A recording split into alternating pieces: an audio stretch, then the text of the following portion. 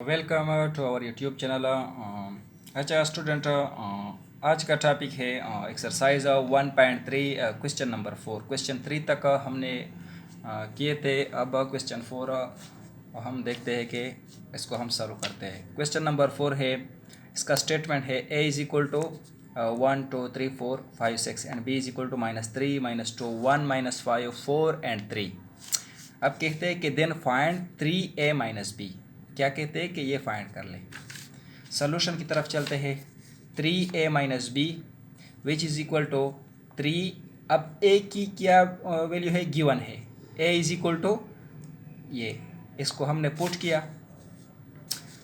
अब ये यहाँ पे जो फार्मूले की माइनस है यह लगा लिया और b की वैल्यू पुट किया।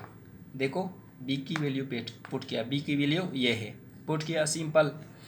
अब जो है ना यहाँ पे नेक्स्ट स्टेप जो है ना 3 को मल्टीप्लाई करना है। फर्स्ट हमने पढ़ा था कि multiplication of a scalar number by two the matrix, मतलब एक मैट्रिक्स को हम स्केलर कैसे मल्टीप्लाई करते हैं और उसका मल्टीप्लाई करने का तरीका है कि एक स्केलर को ऐसे हम मल्टीप्लाई करते हैं कि जितने भी नंबर हो हर एक के साथ मल्टीप्लाई होगा। देखो 3 जो है ना ये 1 के साथ मल्टीप्लाई होगा, 3 2 के साथ, और 3 3 के साथ, एंड 3 4 के साथ, 3 5 के साथ, एंड 3 6 के साथ।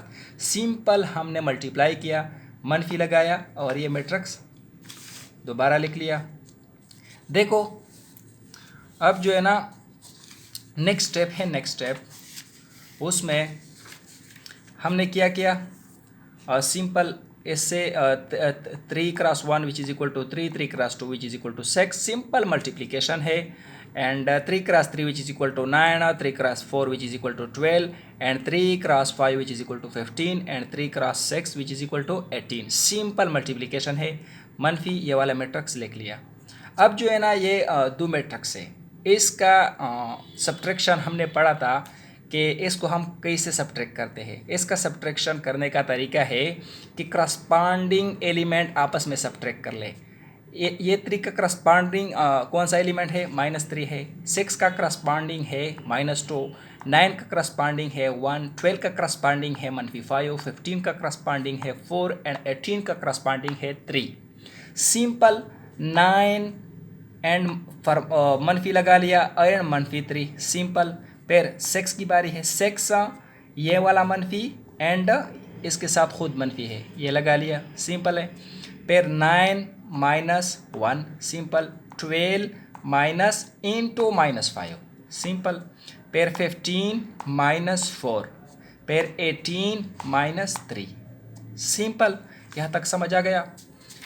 देखो इसको सिंपल देखो, 3 मनफी इंटू मल्टीप्लाई बाई मनफी which is equal to plus. देखो 3 + 3 which is equal to, simple लिख लिया 3 + 3। यहाँ देखो मनफी मल्टीप्लाई बाई मनफी which is equal to plus 6 + 2, simple. And 9 मनफी 2 लिख ले। 12 मनफी क्रॉस मनफी which is equal to plus 12 + 5, 15 मनफी 4। आप अगर डायरेक्ट करते हैं तो डायरेक्ट कर ले या एक स्टेप और कर ले। 18 मनफी 3, 18 मनफी 3 लिख लिया। देखो अब नेक्स्ट स्टेप है, इससे क्या आता है, 3 + 3 6, 6 + 2 8, 9 मनफी 1 8, 12 + 5 17, एंड 15 - 4 11, 18 मनफी 3 15। ये देखो ये 3a मनफी b, 3a मनफी b, इसका ये आंसर आया विच इज़ अ रिक्वायर्ड आंसर। अब नेक्स्ट क्वेश्चन की तरफ चलते हैं, क्वेश्चन नंबर 5 की तरफ। क्वेश्चन नंबर 5 का स्टेटमेंट है, वो भी बिल्कुल इसी तरह है, बस थोड़ा डिफरेंस है, थोड़ा। देखो उसका स्टेटमेंट है, given a is equal to ये matrix and b is equal to ये मैट्रिक्स। दो मैट्रिक्स दिया है। अब स्टेटमेंट क्या है, स्टेटमेंट में कहा है कि फाइंड द मैट्रिक्स c। देखो मैट्रिक्स c तो यहाँ नहीं है, लेकिन देखो आगे देखो, such that a + 2b is equal to c। देखो अब ए स्टेटमेंट से हम c फाइंड कर लेंगे। अब हम सॉल्यूशन की तरफ चलते हैं। Solution is c is equal to a plus two b, मैं लिख सकता हूँ, इसको लिख लिया है। पुट वैल्यूज, किसकी वैल्यू पुट कर लो।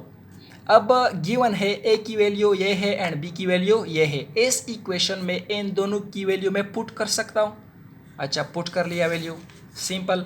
सी इज इक्वल टू ए की वैल्यू पुट किया, प्लस लगा लिया, टू एंड टू बी के साथ मल्टीप्लाई है, देखो बी की वैल्यू हमने लिख लिया, सिंपल था। अब जो है ना नेक्स्ट स्टेप में क्या करना है, सी इज इक्वल टू ये नीचे लिख ले, सिंपल, प्लस इस टू को पहले मल्टीप्लाई करना है, टू मल्टीप्लाई कर ले, multiplication of A number, multiplication of A number मतलब एक स्केलर को हम कैसे मल्टीप्लाई करते हैं एक मैट्रिक्स के साथ, उसका मल्टीप्लाई करने का तरीका है कि हर एलिमेंट के साथ मल्टीप्लाई होगा। देखो ये टू जो है ना हर एलिमेंट के साथ मल्टीप्लाई होगा, सिंपल हमने मल्टीप्लाई किया, देखो सिंपल हर एक के साथ मल्टीप्लाई किया। अब ये ऐसा ही लिख लो, अब फिर प्लस लगा लिया, अब 2 cross 3 which is equal to 6 and 2 cross -1 which is equal to -2, 2 cross 2 which is equal to 4 and 2 cross 4 which is equal to 8, 4 10 and 4 6, 2 cross 0 multiply by something which is equal to 0। Okay, अब जो है ना हमने addition of A matrix पढ़ा था addition of A 2 matrix या 3 matrix, जितने भी मैट्रिक्स हो हमने पढ़ा था एडिशन। अब हम इसको ऐड करना है, एडिशन ऑफ ए मैट्रिक्स कैसे तक कि करस्पॉन्डिंग एलिमेंट को आपस में ऐड कर ले। या देखो 1 का करस्पॉन्डिंग है 6, 2 का करस्पॉन्डिंग है -2 एंड 3 का करस्पॉन्डिंग है 4, सिमिलरली 5 का करस्पॉन्डिंग है 8, 0 का करस्पॉन्डिंग है 4, 2 का करस्पॉन्डिंग है 10, 1 का करस्पॉन्डिंग है 4 -1 का करस्पॉन्डिंग है 6 एंड 1 का करस्पॉन्डिंग है 0।